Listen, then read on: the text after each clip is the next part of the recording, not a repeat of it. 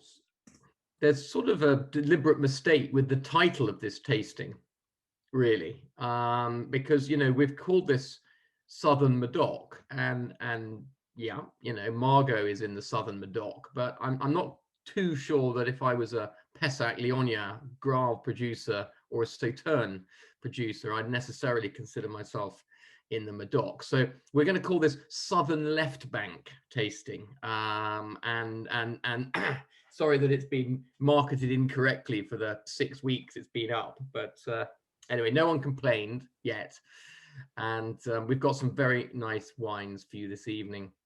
Well, as we wait for a few more to filter in, oh dear, that's a terrible joke. I was going to say, do use the chat. Everyone apart from Nathan use the chat. Yeah, get your questions and comments going. As ever, we'll hang back a bit if there's time at the end for any longer questions. And away we go. Away we go. This is the third and final of our Bordeaux wine therapy sessions. I'm going to miss them, although it was all timed to sort of coincide nicely with the Bordeaux 2020 En Primeur campaign, which is going very well, but sort of seems like it's barely started, you know, and by all accounts, the Bordelais are in no hurry to get all their releases out. So I think we're going to see a fairly protracted campaign, which is fine. You know, it's nice not to be offering 30 wines in one day, but at the same time, it would be, you know, good to get a sense of momentum that has begun nicely with some of the right bank releases. For those of you who joined us last week, you'll know it was particularly pertinent having Le Dôme, which was released that week on the day after. And what else do we have? Something else which was released either just before or just after.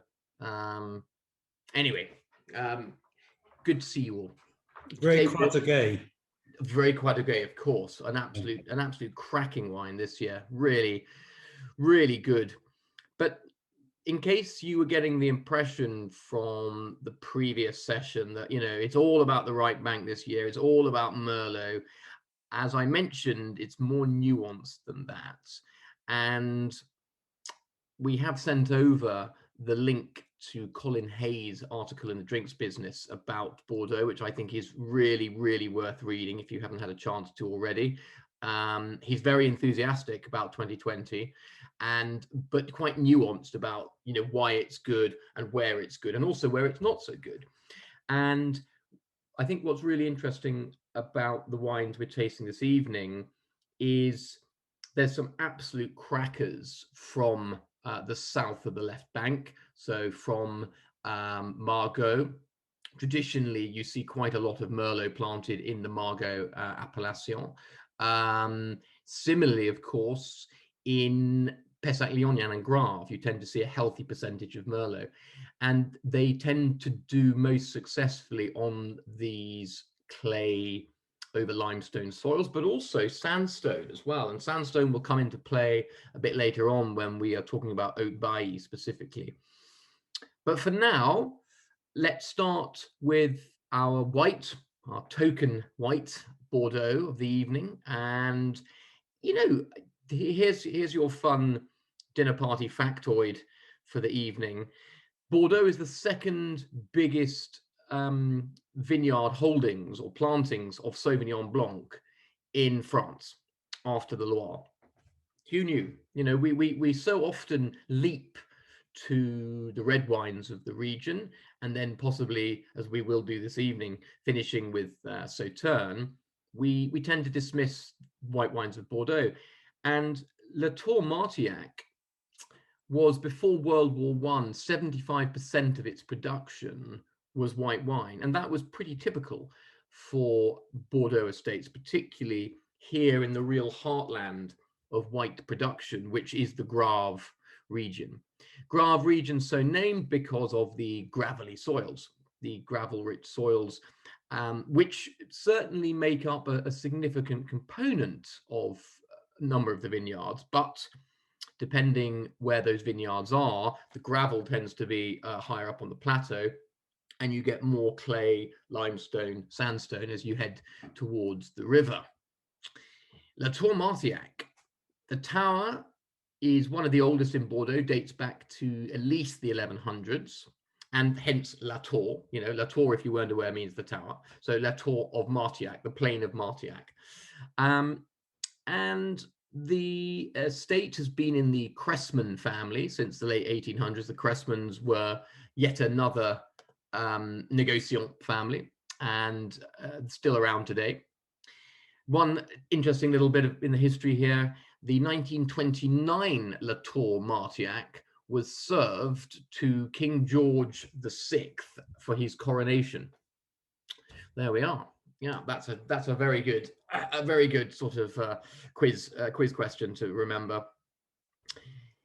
So whereas I mentioned up until the First World War, 75% of the plantings were white. After that, things changed, and now they have 40 hectares of red and only 10 hectares of white, which really shows the way things have sort of swung in terms of the interest in Bordeaux's red wines versus their white wines.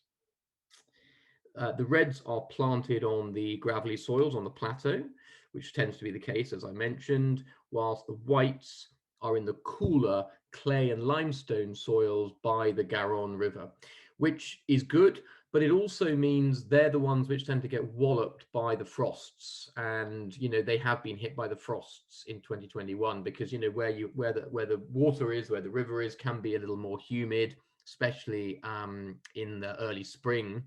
And thus, you know, they do get hit by frosts, unfortunately. The blend here is 60% Semillon Blanc and 40% Sauvignon Blanc. And the Sauvignon is some of the very oldest in the whole of Bordeaux. The very oldest vines here were planted as far back as 1884.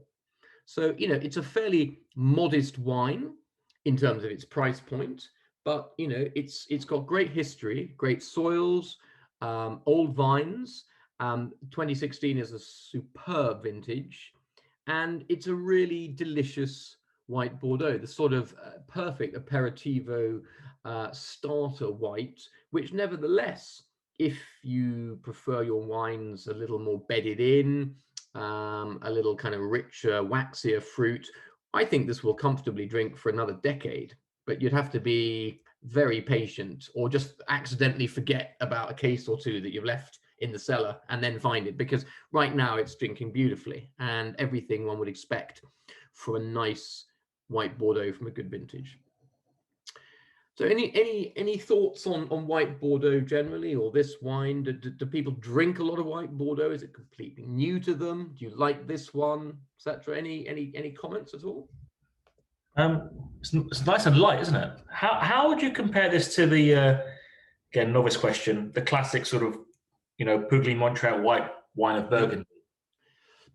So I think that white Bordeaux sort of fits in the middle for me, excuse me, between the very crisp and fresh Sauvignon Blanc or even Chenin of the Loire, and then the much richer, more orchard fruit and brioche character of Burgundian Chardonnay. Now, yes, fair enough. You could say there's a whole spectrum from Chablis to Macon, but I would say, you know, if you were going to take benchmark wines from all three regions, say a Sancerre or a Puy-Fumé from the Loire, and then a Puligny-Montrachet from Burgundy, then I would say stylistically, white Bordeaux fits plumb in the middle.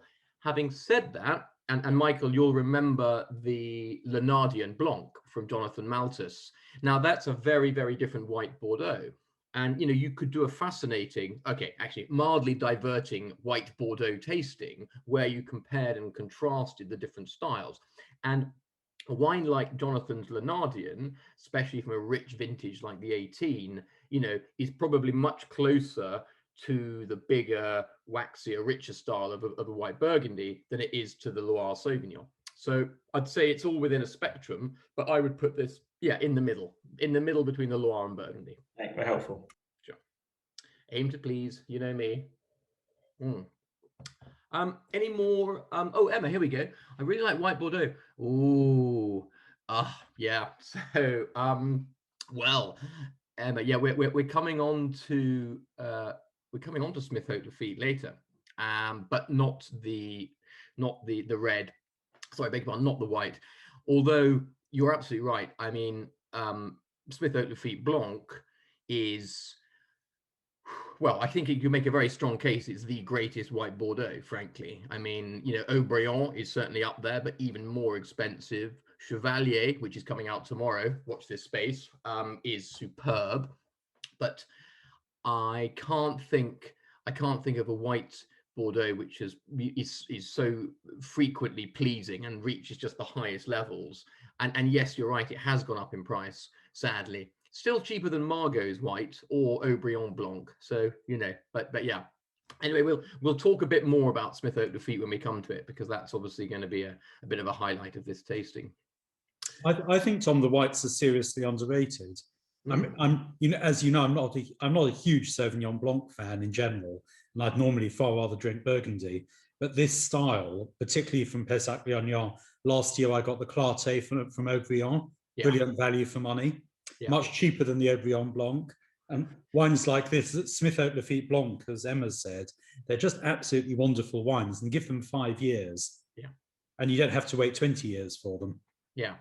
And actually, yes, Smith Haut Defeat Blanc is expensive. I mean, we're expecting it to be, well, I can't even remember now, what, £400-500 a case, something like that. 500 plus. Anyway, but at the same time, it competes with the very, very best of Burgundy in good vintages. So it's still, you know, it's still worth it for sure. The Clarté de Haut, which we still have a few cases left of the 19. It was the Haut Blanc was the only wine last year that James Suckling gave an outright 100 points to. And this was the second wine, and it's like a fraction of the price. Anyway, let's head north a bit to Margaux and to Chateau Giscours, which will be wine number 2. Everyone wants to pour that if you haven't already. Good.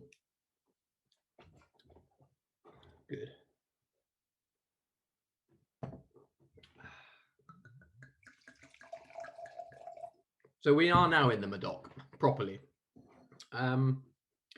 This is a fascinating property, or lots of good history. If they were to do a film, about Bordeaux, I mean, another film about Bordeaux, and focus on a chateau, then I think Margaux's Giscours could be a very good one to look at. The property dates back to 1330, and the first references to making wine here were in 1552. In the first classification in 1855, it was a third growth. And one reason Giscours always sticks in my mind, and actually it's a wine that I buy, not every year, but I buy probably every other year. I think it's fantastic. But one of the reasons it sticks in my mind is when you're coming out of Bordeaux, it's Bordeaux itself, the city. It's the first chateau that you come to driving up the D2, the Route de Medoc, out of Bordeaux. And it's the first chateau that you come to as you enter Margaux. So it's kind of like, for me, it's always I'm home, or this is the gateway into Bordeaux, and you know you're going to have an amazing trip. And we are planning some Bordeaux trips, by the way, just to let you know. So watch this space. Various sort of ramshackle history, etc., etc. But probably a couple of important things are that the manager, not the owner, the manager who was taken on board in 1847 was a chap called Pierre Skawinski, who all fans of agricultural equipment will immediately recognize, because, yes, that's right, he was the creator of the Strawinsky plow, which is still used today in Bordeaux and around the world. Who knew? Also, and I think this is generally quite important, you know, after a long tenure managing the estate for 50 years, one of his big innovations at the time, which is something we take for granted now and talk about all the time, was having everything in the winery being gravity fed. So nowadays, you know, I mean, it's almost de rigueur. You don't even mention it. You just assume everything is gravity fed in the winery. But he was the first person in Bordeaux to start doing that. In other words, rather than kind of like pumping the grapes up and pumping things up, he just put everything from the top down, basically, which allows immediately for much more gentle treatment of the grapes straight from the vineyards. Seems obvious to us now, but wasn't at the time. Fast forward a bit more, again, after various kind of shenanigans and owners and this, that, and the other. And the then owner, Nicholas Tarry, was one of the 11 judges to be asked to sit on the panel for Stephen Spurrier's original Judgment of Paris in 1976. So he was one of the, you know, one of the team who confidently thought all the US wines would be rubbish, and then turned out to have a lot of egg on face when a number of them beat the best of the Medoc at this infamous tasting. And then the next thing that was important in the Chateau's history, sadly, was not a good thing. There was a big scandal in 1998 when a disgruntled former employee basically spilled the beans and said that they had adulterated the 1995 vintage, not the Grand Vin, but their second wine, with sort of some grapes from across the road in Haut Medoc.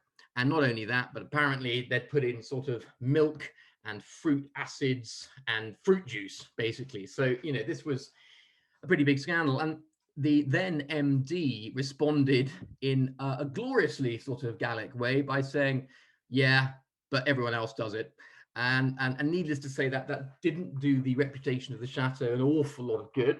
And it sort of took them, I think, quite a while to come back from that. But one of the good things was that a young chap, Alexander van Beek, had started working at the Chateau around about the time of this scandal, a little bit before.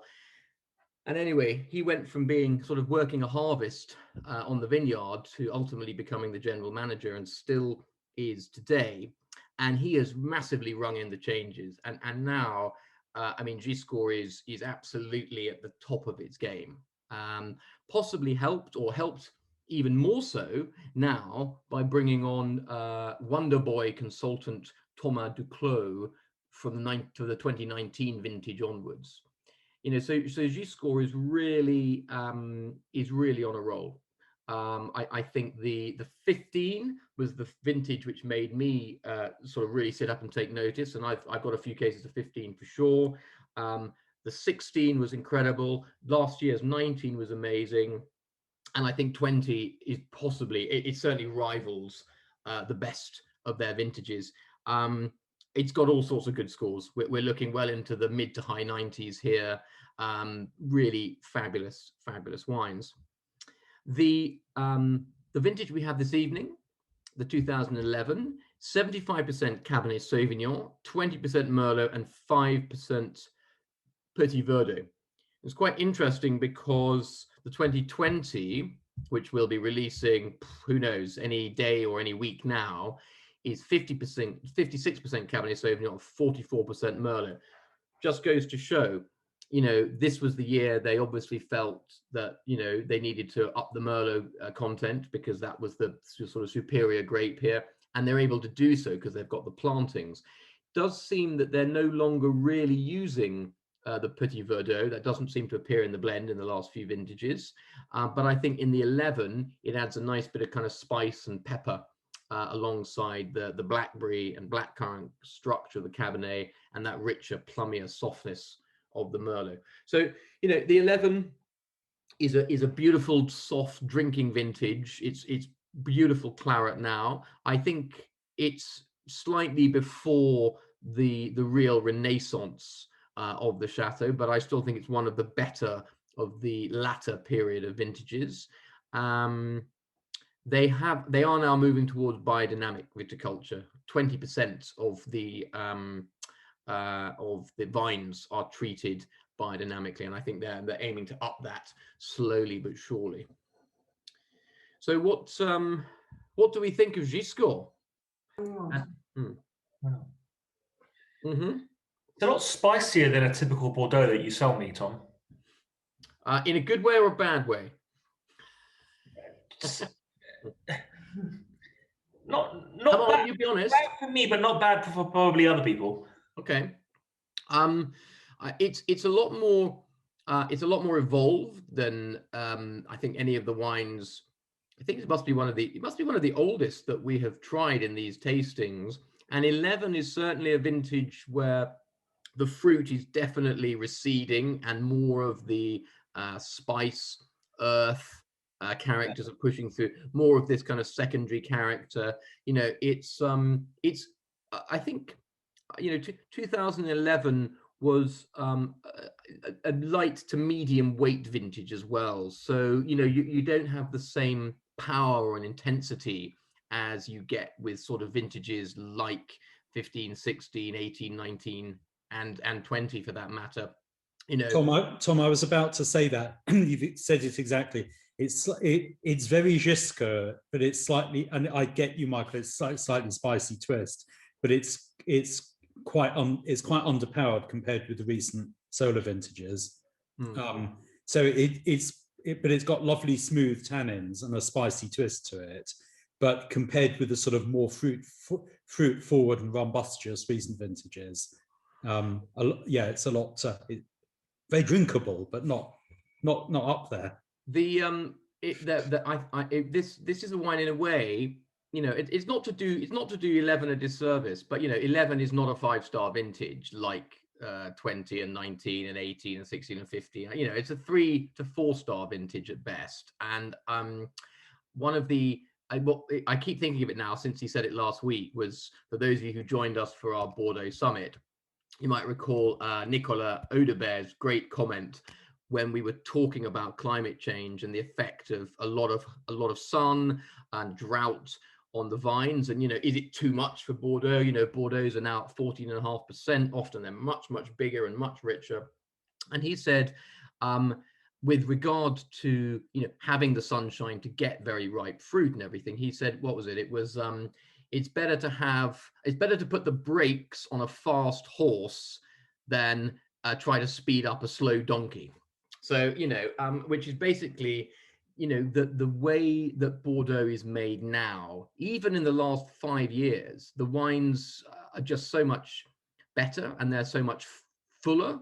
That doesn't mean to say you're necessarily going to like them more, because I think a lot of people miss the more gentle style of Bordeaux, which this Giscours is. Although I would say, even within that, I'd say the 19 and 20 vintages, certainly not the 18, but 19 and 20 for me represent a return to a more classical style. There is a freshness and a deftness and an elegance to the wines, which 18 is not an elegant vintage. It's full of fun. It's an amazing vintage, but it's not elegant. Whereas I think 19 and perhaps even more so 20 have a bit more return to classicism. Cool. Okay. We mentioned Nicolas Audebert. Why don't we move on to the Rauzan Segla 2016? One of the last in real life events I hosted, back in whenever it was, March maybe last year, was out at Holland, our partners there, and in the wonderful wine cellar, which Tim Lewis, I see there sitting in the middle of my screen, designed. And we had a wonderful, quite incredible wine tasting lunch and dinner with Rauzan Segla and Canon. And we were the very first people outside of the chateau to try the 2019. They brought over bottles specially for this particular lunch. And we're really building a very close relationship with the chateaus Canon and Rauzan Segla, both of which, alongside Berliquet, are owned by the Wertheimers of Chanel fame. And they bought Rauzan Segla in 1994. Before that, once again, you know, an array of owners and different sort of stages. I suppose some of the key dates of interest are when Pierre de Meuve de Rauzan bought the property in 1661. At the time, he was the manager, the vineyard manager of both Margaux and Latour, and he bought the vineyards that now make up both of the Pichons. So he was a pretty formidable individual, and this was the chateau that he bought for himself. I think one of the most telling things about Rauzan is that it was one of the favorite chateaux of the American ambassador to France and then President Thomas Jefferson, one of the pioneering Bordeaux aficionados of the 1800s. And he bought 10 cases every year and declared it at the very top of the second growths in terms of, you know, it wasn't quite first growth, but it was only just off. I think the next big date, and I have to say this, I think I said it last week as well, was after a strong period under a winemaker called John Colassa. The Wertheimers brought in Nicolas Audebert, and Nicolas was fresh off the boat from Argentina, as in he'd been running Cheval des Andes, the JV between Moet Hennessy, Bernard Arnault, and Terrazat, the big Argentinian producers in Mendoza. And I'd actually got to know Nicola quite well. I even played polo with him, funnily enough, out at Ham Polo Club many, many years ago. And before Nicola was at Cheval des Andes, again, part of the Moet Hennessy portfolio, he was the winemaker at Crus and also at Veuve Clicquot. So a really interesting winemaking experience. But there's no denying that when he came over in 2014, Rauzan went up and up and up. And, you know, the 2015 was stunning, one of the wines of the vintage. 2016, as good, you know, and then since then, frankly, it's just been on the ascendant. It's one of the wines we run out of every year. We won't have enough this year, production 30% down, but, you know, incredible wines. And once again, leading the charge in sort of sustainability, organic. They are organic. You'll never see on the label. They don't talk about it much, but they are, you know, but above and beyond that, you know, they just really look after their wines. And Nicolas is absolutely the driving force behind that. So, you know, 16, absolutely, you know, cracking vintage, really, really good. This is very, very young, the 16. I have to say, this is very, very young indeed. This is a wine, in an ideal world, we wouldn't be touching for at least 5 years. But, you know, we had to give you something to drink this evening, and I wanted to give you something very, very good. So it's young. It's not precocious, sadly, but this is going to be one hell of a wine in about 5 years' time. Indeed, definitely time for a racehorse, Nathan. Any thoughts on Rauzan or Margaux generally? Is it an appellation people know, like? Is this a chateau people are aware of or follow?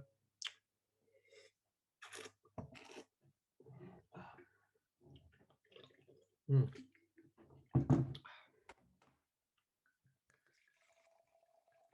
You're being very quiet this evening, team. We're gonna have to bring back the 100 ml measures, I think. Definitely gets definitely gets people talking more readily. It's still young. It's quite hard to taste at the moment, Tom. It's so there's so much power there, and it's sort of unresolved at the moment. So but you can. It's really, there's a hell of a lot to it. But I think more than 5 years though. Yeah, maybe. Yeah. This is in a way that the complete reverse of Giscours. If Giscours 11 is very evolved and showing quite a lot of early maturity and sort of spicy gentility, this is super powerful and very probably, you know, it is going through that awkward adolescence of being, you know, I think that the first flush of youth has now been closed down by the structure. although you definitely get, you get traces of the wine it will become for sure. But yeah, it's different. There's Michael, quite high acidity as well. Yeah. Yeah, well, 16 as a vintage is definitely marked by really quite high acidity, very firm tannins as well, and all the structural elements. In fact, when we come on to the Smith Haut Lafite later on, one of the comments about the 16 vintage was that it is very much a cerebral vintage. It's not a hedonic vintage like the 15 or the 9 or the 3. 16 made wines that are very almost austere in their classicism. They're pure, they're focused. It's why 16 is generally spoken of as being the greatest Bordeaux vintage of the modern era. I think there are people out there who have personal preferences for other vintages, but it's certainly one which is hard to top if young at the moment.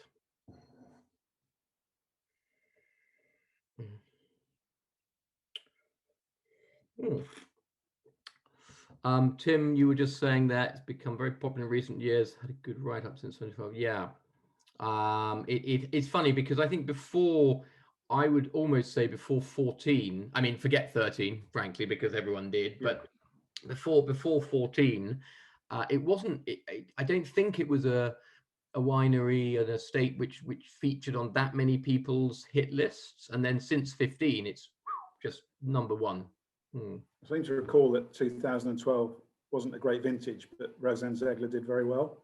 Or maybe it was 14, but one of the two. And since then, it seems to have been more and more popular. Yeah, and it's always the mark of a great chateau is the ability to make very, very good wine, even in the more challenging vintages. It always reminds me, there was that great quote by the Times sports writer about Novak Djokovic, who said the best way to remember him is, not at his best, he was great, but at his worst, he was better than most. And I think that's a brilliant thing to bear in mind when you want to kind of, judge the quality of a Bordeaux chateau, is that, in a great vintage, of course, you're going to make great wine, but it's when the chips are down and there are more challenges and you still produce something which is memorable that, that's when you really make your bones as a great winemaker. And I think, Rauzan has done that, the consistency, also the price too, price remains sensible, and the scores, well, definitely not sensible, but I mean, super, super impressive. But yeah, it's a very good wine. Right. Gosh, seems like we're charging through. We really should devote a lot more time to each of these appellations, but we can't. And frankly, it's no great shame to move on to wine number 4, Haut 14. Now, which this really was one of the wines of the vintage. Again, 14 was the first of 3 very good vintages, 14, 15, 16, although I don't think there are many people. Oh, well, actually, there are some 14s which are definitely better than 15s, in fact, particularly in Saint-Estèphe. The northern Medoc was not as satisfying in 15 as the southern Medoc. It's an amazing vintage for both Margaux and further south in Pessac Leognan, where we are now. But Haut was one of the top wines in 14, and I think it was one of the years which again really made people sit up and take note of this estate. Now, the first wines were made here in 1530. The chateau was built a lot later, in 1872, which was pretty bad timing because it was very shortly before phylloxera ran riot through the vineyards of Bordeaux and Europe generally. And of course, everyone was quite badly affected. And yet, despite that, when Haut sort of came back, it came back with a vengeance. And right up until the 1920s, it was considered to be making wines which were the same quality as the first growths. And that's not just me making stuff up. If you're able to dig out the actual prices of wines as they were sold at the time, Haut was sold at the same price as Margaux. It was sold at the same price as Lafite and Latour. So it had really, climbed tremendously in its reputation. Daniel Saunders, who was a Bordeaux-based Belgian wine merchant, bought the estate in 1955. And his granddaughter, Veronique, is still at the chateau today. She's still the director, although the estate was bought in 1998 by an American banker called Bob Wilmers, who sadly passed away 4 years ago. Really lovely guy, really lovely guy. But Veronique has stayed on and maintained the family connection. It's now Bob's son, who is the sort of managing director, but Veronique is very much kept on as winemaker and mentor and muse, and is very, very active in the continuing running of the estate. They had a weak patch, shall we say, for quite a while. And I think really it was when Bob bought the estate that they just plowed money into it. They had a series of great consultants, Professor Emile Pénaud, one of the greats of the 80s and early 90s. Then Denis de Bordeaux, again, one of the absolute legendary wine consultants, sadly also passed away recently. And then Jean-Bernard Delmas, who is a name that you might know from Haut, his stewardship of Haut for very many years. So, and Haut is just down the road from Haut in Pessac. So, get in someone who really knows how to make first growth quality wines, and away you go.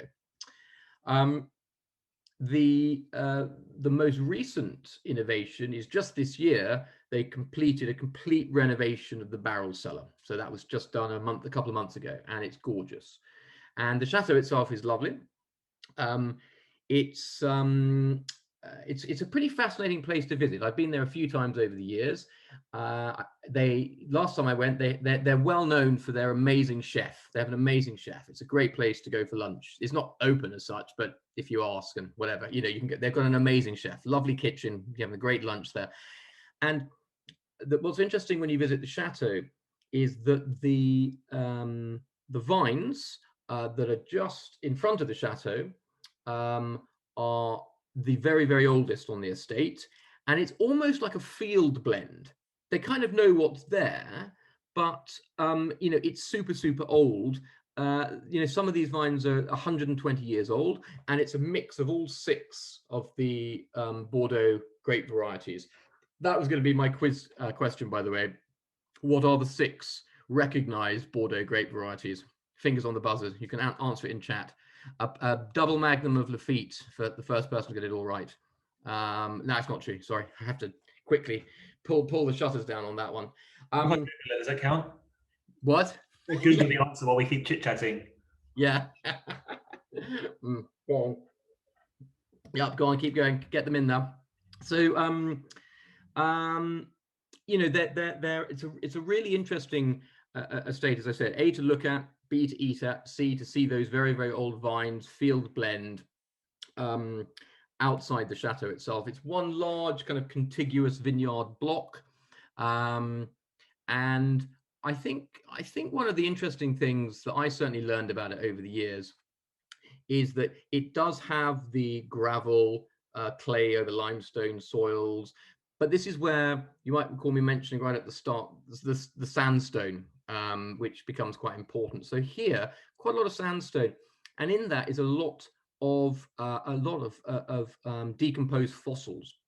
And this, one tends to think of poetically, otherwise, gives a wonderful kind of minerality to the wine and gives it a very distinctive character.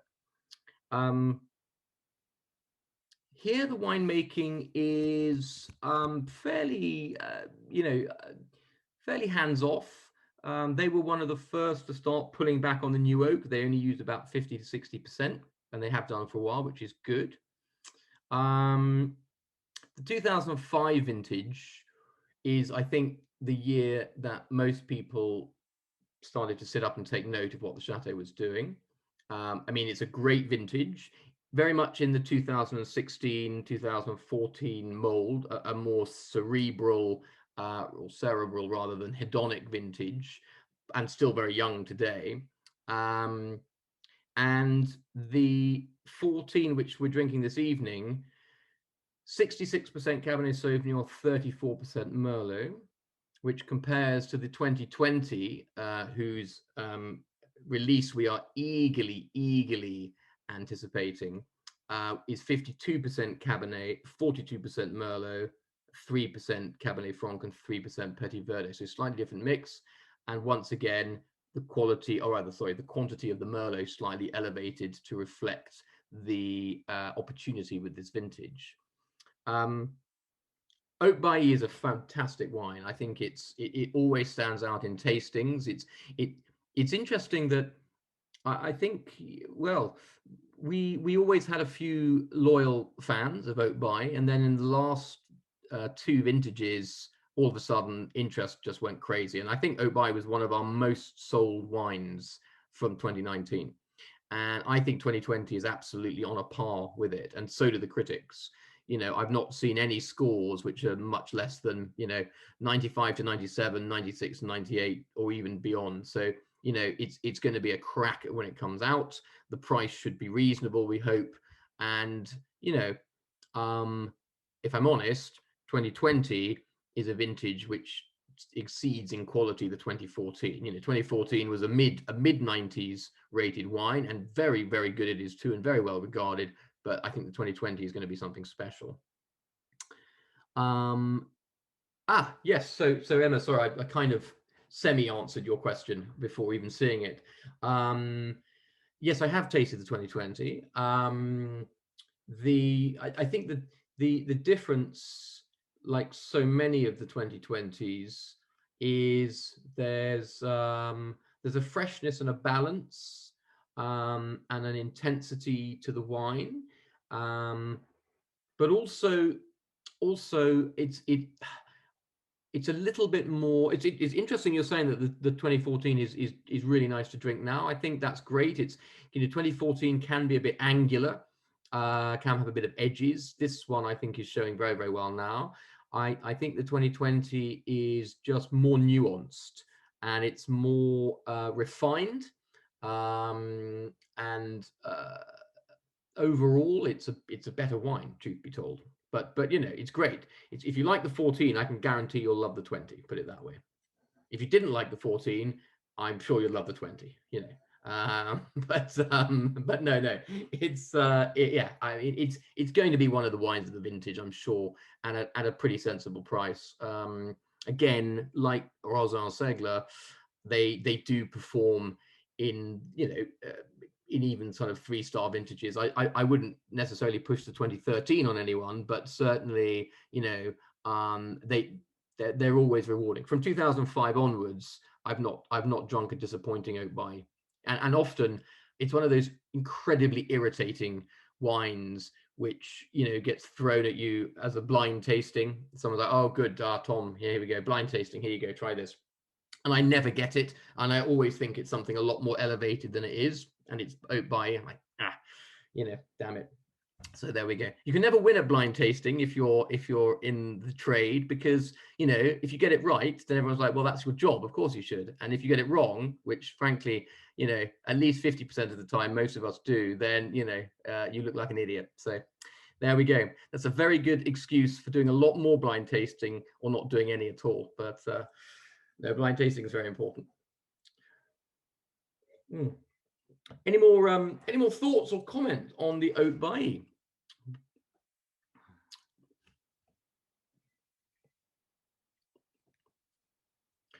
I should say, whilst you're thinking, that we're expecting a couple of big Bordeaux releases this week, tomorrow, from Pessac, specifically Chevalier. Maybe not big for some, certainly big for us. One of our most popular wines, and one of the other. If we were going to choose one other Pessac estate to show off this evening, then it would be Chevalier. As it is, we're doing Smith Haut Lafite because you can't not do Smith Haut Lafite, frankly. and we'll move on to that now. But watch out for Chevalier tomorrow. That's definitely one of the wines of the vintage. The price is fantastic. The scores are crazy. And again, amazing white and red. Amazing white and red. And that leads us nicely on to Smith-Haut Lafite, which has the most amazing red and white of any chateau in Bordeaux, or in the world, I would say. So, Tom, can I just ask a question about the Aubaye as we're moving to the Smith-Haut Lafite? I know what I'm going to get from the Smith-Haut Lafite, so it's almost like taste it while I'm asking the question. I really love that Aubaye, and the 14 is really showing a nice evolution that makes it in its sort of first flush of drinking. It's a beautiful wine, but it doesn't taste as typically Pessac Leognan as Smith-Haut Lafite, if you see what I mean. It's not as deft. Yeah. So I think two things on that. I think firstly, you've got quite a whack of Cabernet Sauvignon, 66%. That's a fairly chunky amount. I also think that these the combination of the fossil-rich sandstone and these very, very old vines that are planted there give you they give you something different. This is why I make excuses for my poor blind tasting results when I'm tasting Aubaye, because it's not, you know, Smith-Haut Lafite is for me quintessentially Pessac. Yeah. Chevalier is to an extent, whereas Aubaye, if anything, it probably drifts more towards the other side of Bordeaux, more to the north, frankly, more up towards Margaux and even into sort of Saint-Julien. Saint-Julien, that's what if I was blind tasting, I'd have thought it was Saint-Julien. Yeah. Because and it's more about typicity than taking away from it as a wine. Because now I'm going on to the Smith-Haut Lafite 16. That's absolutely what I'd expect from Pessac Leognan. Yeah. And, you know, this is a fascinating estate. There are, I think, at least some of you on the call this evening who joined us for our wonderful session with Florence Catillard and Ludovic Giraud from Smith-Haut Lafite. That was a great evening. And it's another chateau which is very dear to my heart. We always have lunch there before leaving Bordeaux. It's the perfect final flurry, really, after a great, 2 or 3 days tasting. Lunch at Les Cordeliers there at the restaurant opposite the chateau, and then you're about 10-15 minutes from the airport. So the great thing is, however long lunch is, and you've lost track of time completely, you can still, grab a cab or, get the driver to whiz you over there, and you stand a good chance of making your Sunday evening flight back. Wonderful estate. As I said, I cannot think, and I'd be delighted if anyone wants to come up with a counter. I can't think, certainly not in Bordeaux, of an estate that makes reds and whites of equal quality and renown. And funnily enough, Daniel Catillard, the owner, who always tells the amusing story, after flushed with his Olympic skiing success, he and wife Florence bought the chateau in 1990, which he always is a bit rueful about, because he said it was bloody expensive, and if only he'd waited a year, because obviously 1990, phenomenal vintage, and Bordeaux, great.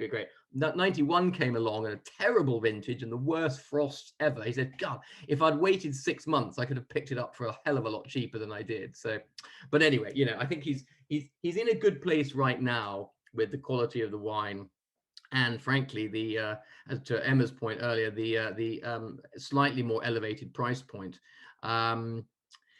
Anyway, the vineyard is planted on the plateau of Lafite, nothing to do with Lafite Rothschild. It's just the local area, and this is where the best vineyards are. And it's, again, a bit like Aubaye. It's one large vineyard that's split into blocks. It's not parcels around. Established in the 1360s, was bought by George Smith in 1720, and that was the Smith bit. Haut Lafitte, the high bit of the Lafitte plateau. Smith Haut Lafitte. That's how you get your name. Currently, it's 67 hectares of red and 11 hectares of white, which sort of shows the split between the two styles.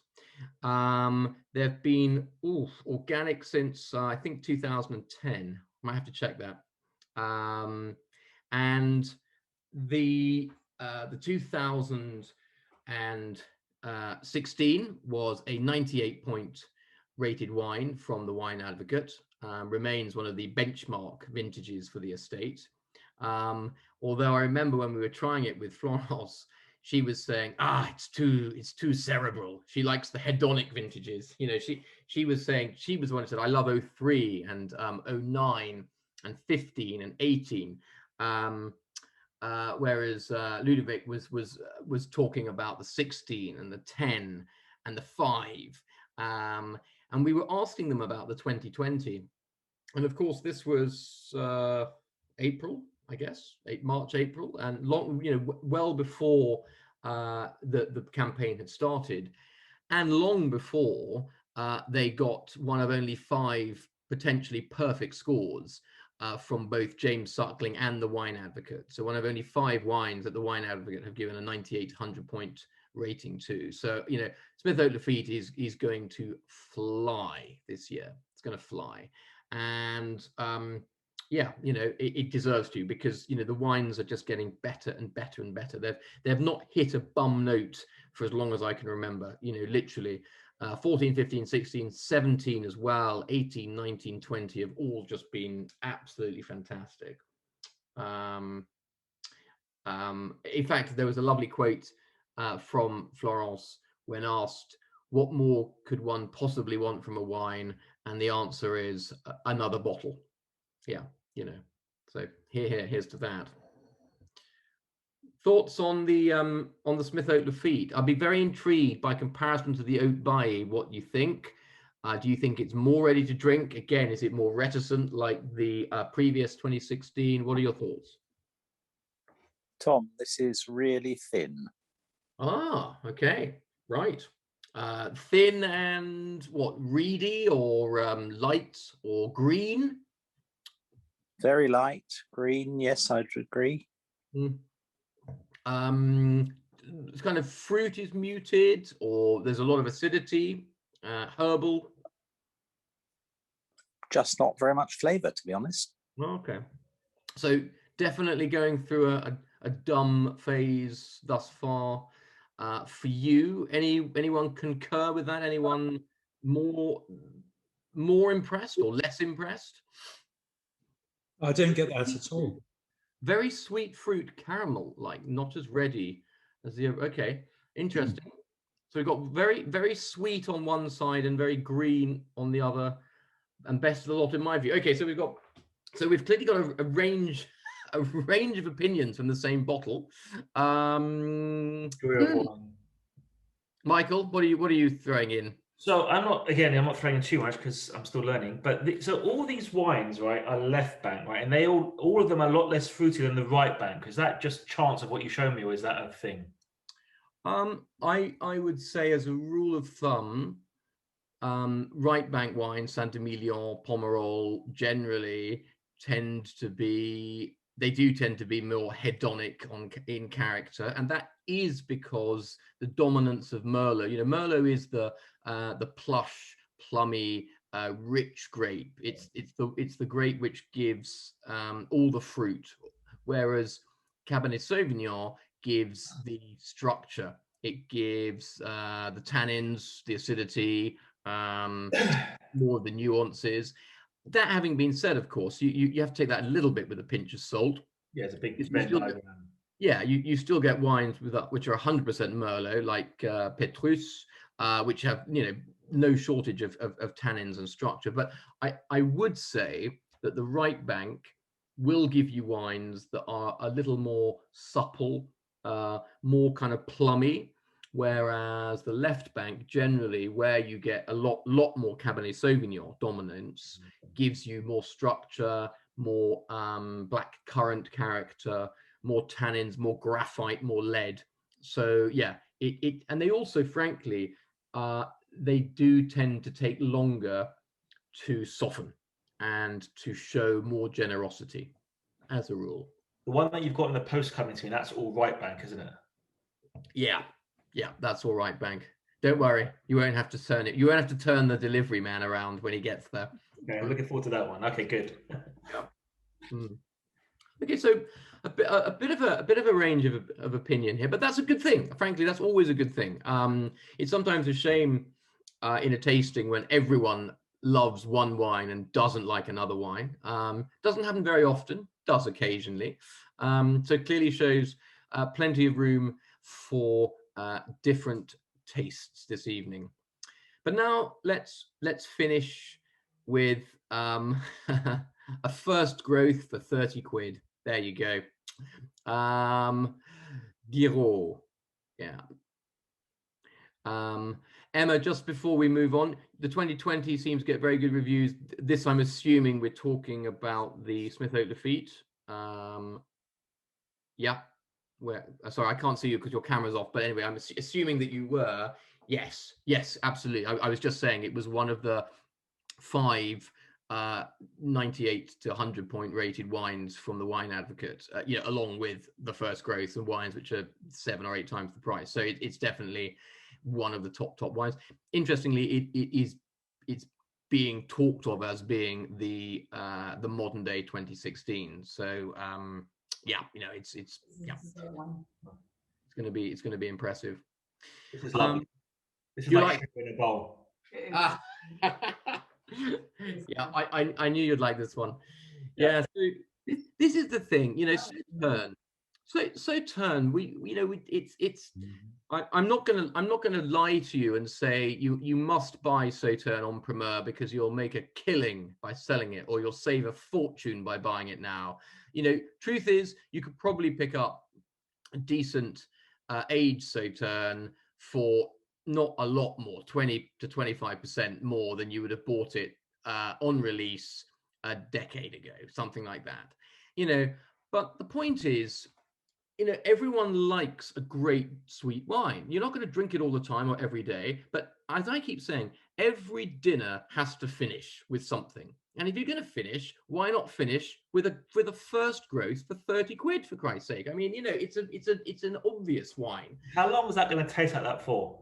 Oh, Michael, that will continue to evolve, but glacially for another 2 or 3 decades. Because the acidity, which is masked, but it's there, but the acidity and the sugar content gives it this.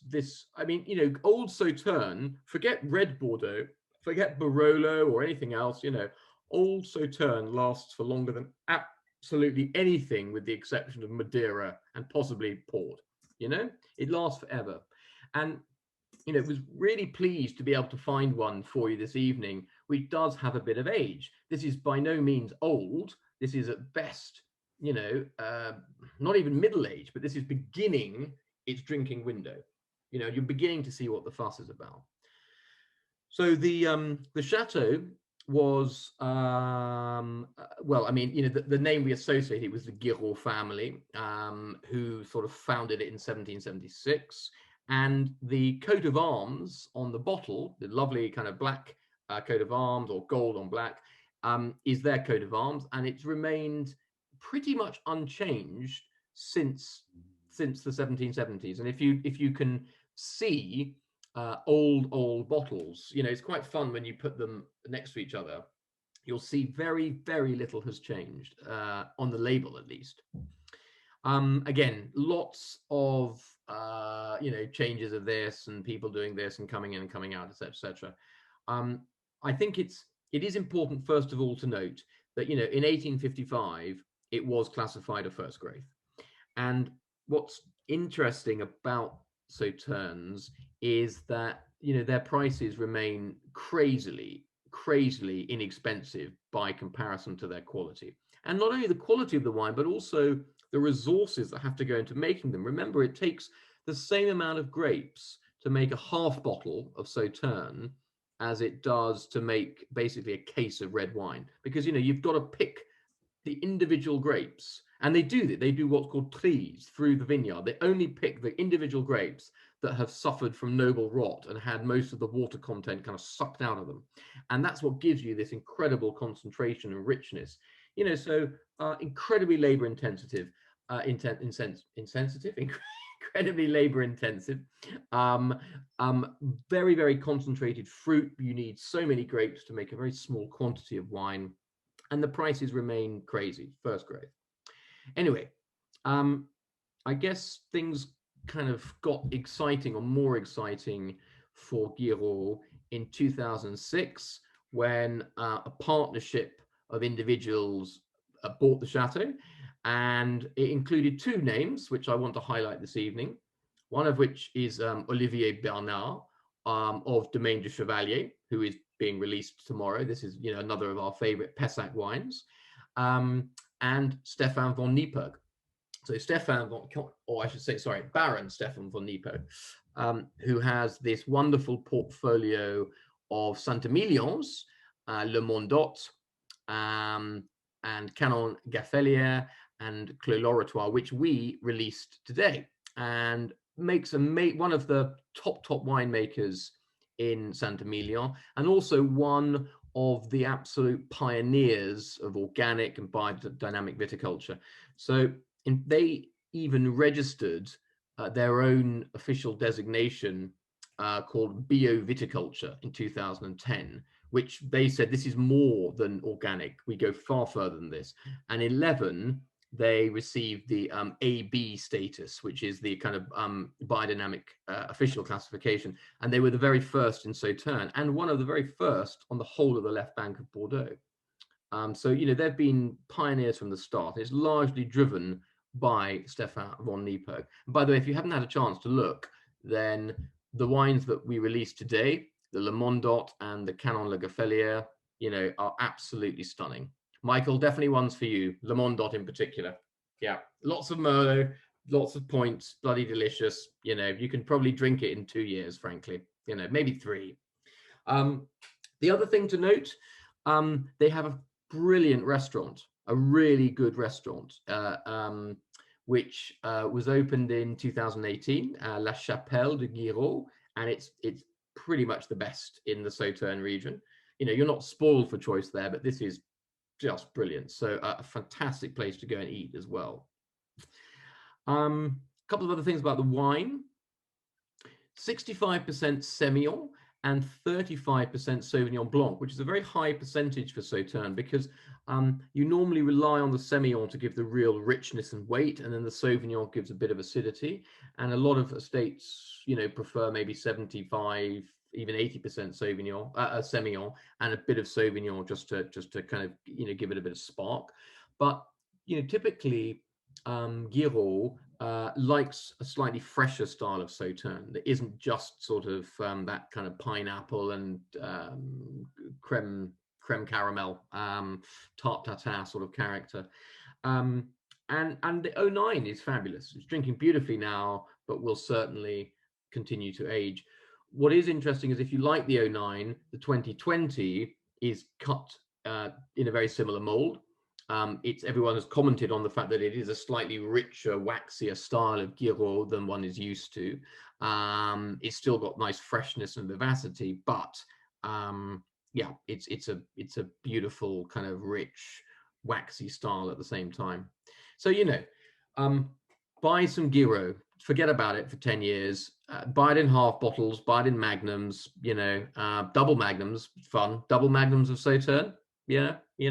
But actually, one thing about this, everyone always buys Sauternes in halves because, fine, you don't necessarily want to get through a whole bottle of Sauternes unless there's more than one of you. But actually, unlike most wines, you can keep a bottle of Sauternes in the fridge for a week easily. You don't, and I don't mean you don't need to do the whole pumping thing and stuff. It will, again, because of the incredible structure given to it by the acidity and the sugar, it can last and evolve very nicely in the fridge over the course of a week. You don't need to drink it within, 48, 72 hours. You really can span it out. So, well done, Graham. Is the right answer. Yeah. As I said, for me, it's like, wine come in halves or whole bottles then, or both? What we just had. Sorry, the one we've just had. This was from a full bottle. Full bottles. Yeah. But well done, David. Never bought a half bottle. Eric, very good. Excellent. Yeah. This is the thing is we always forget to buy Sauternes, and yet it's just, you don't need a lot, but I think every vintage, just buy a case, buy some 12 bottles, 12 half bottles or 6 full bottles or whatever, and then you're done. And in 10 years time, you've got something stunning to pull out, and it's just done. So as I said, every dinner has to finish. Why not finish with a first growth for £30, basically? Tom, I'm just going to pop in the chat. Do you remember we bought these first growth Sauternes gift cases, which were absolutely fantastic? Yeah. And we bought them for a bit of fun about 3 years ago, and we still have, I think, 2 left. Really? Yes. Okay. Because I thought so. This has got where are we? It's got Laforêt Perigueux, Latour Blanche, Reine Vineux, Siglas, and Rabot Promise. Oh, nice. All the first growths. There you go. I didn't even know we had that. Okay, that's quite fun. Yeah. Yeah, basically, I was a bit trigger happy, and we did an offer of them. People bought them. We brought them over from France, and I think I accidentally ordered three or extra or something. I can't remember, something like that. We've still got them.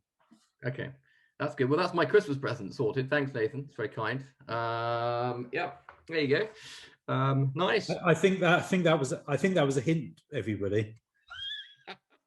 Well, there's only one left now, so Good.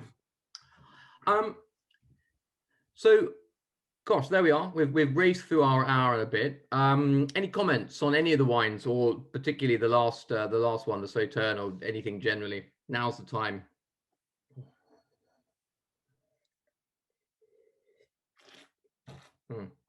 Well, whilst you're thinking, if you're thinking, then just to let you know, this is or has been the last of our Bordeaux wine therapy series of sessions. We've got some interesting tastings coming up, including with Timo Meyer from Australia, from Yarra Valley, which Nathan is going to be hosting in a few weeks' time. That'll be absolutely phenomenal. We've got Bruce Jack from Australia, from South Africa. And I think we're in discussions at the moment with Domaine de Puce d'Or, one of the great domains in Burgundy, to do a tasting with Benoit, the owner. So watch this space for that.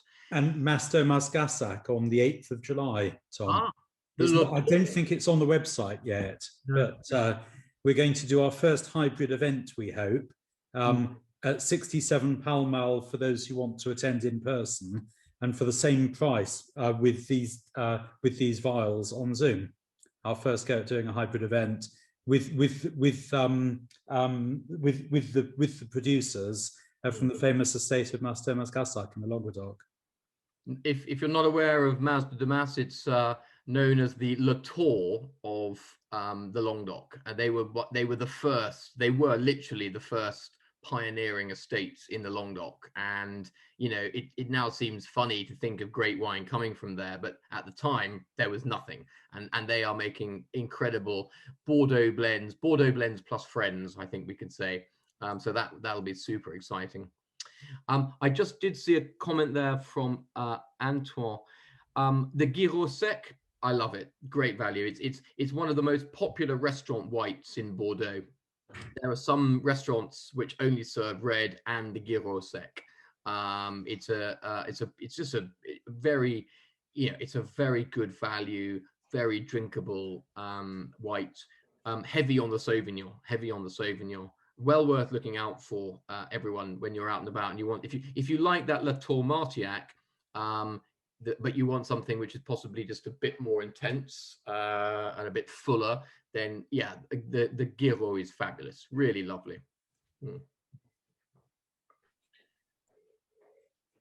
Oh, David, you were asking the name of the restaurant. Yeah, sure. Hang on. I'll just pop that in for you. It's basically Chapelle de Giraud, but just so we've all got it, I'll stick it in.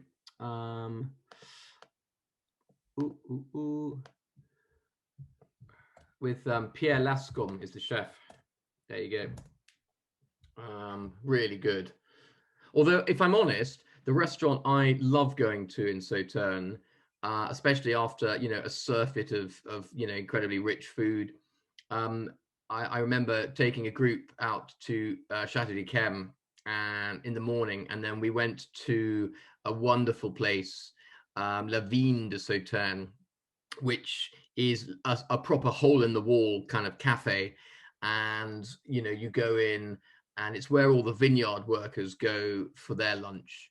And, you know, they come in with these big bundles, depending on the time of year, you get big bundles of vines that they've cut down, and they basically pay for their lunch that way. So the vines get thrown on this massive fire, big fire, and then they cook these pretty simple Charolais beef steaks, literally on the vines. You just put the steaks on the vines, on the fire, cook them, serve them to you with some fairly greasy chips and fairly rough paysan red, and it's absolutely fantastic. It's just what you need to wash the Yquem down that you've been swilling an hour or so earlier.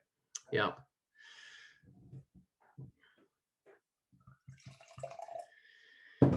Good. Well, team. Oh, sorry, who was that? Michael. Thank you. That was excellent. We enjoyed it as always. Yes. Speak tomorrow. Excellent. Good man. Very nice to see you all. Thank you so much for coming. Thank you for inviting us. Yeah. Watch out for some more Bordeaux releases tomorrow as well. Exciting ones coming up.